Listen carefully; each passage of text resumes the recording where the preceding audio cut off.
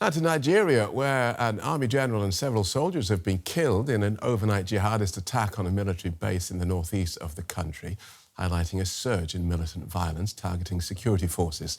The army said the attack took place in Beni Sheikh in Borno state and that troops eventually repelled the assailants.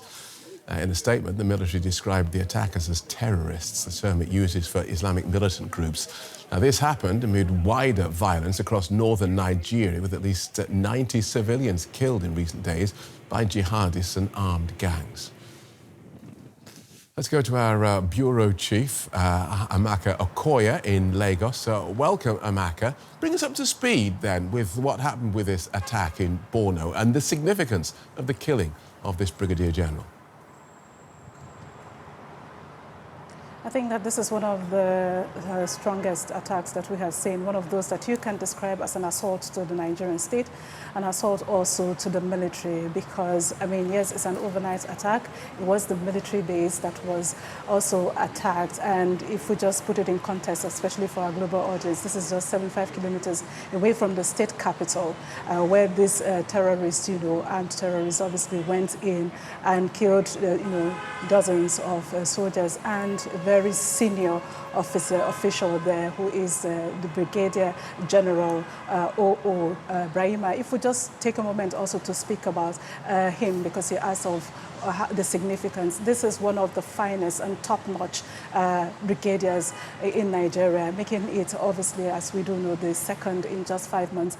He is somebody who has also international experience, not just serving in Nigeria. He's served in Islamabad, in Pakistan, as defense advisor, for Nigeria. At the time, he was there for 3 years, and also before he became the brigadier here in Beni Sheikh. And usually they take this position for 2 years, and he is already in his second year.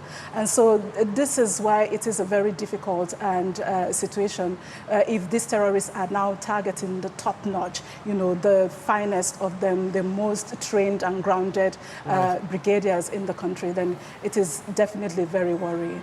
And just on that, the government says this is a sign of desperation on the side of the militants, but if they can penetrate such a senior and well-guarded military official, this looks like either success on their part or slackness on the part of the Nigerian Army.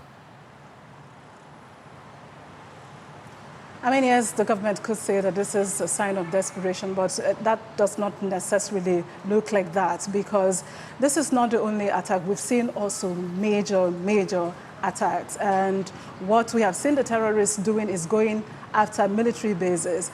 And yes, the government tries to portray itself as being strong in the face of this. But like you said, it would almost seem like the terrorists are winning and gaining entrance and, gaining access to places where we're supposed to have, military personnel in their hundreds. For a brigadier, obviously, general, he would have hundreds of soldiers, that he's commanding. And if they can penetrate this, it seems not that, that the Nigerian Army is weakened, but obviously the terrorist is gaining more ground. And that is even what is more frightening, and not just in Borno State, across, the northeast and even the northwest, as we see very recently, Phil. A decade or so ago, Boko Haram were dominating headlines out of Nigeria. Now international news media have lots of wars to look at.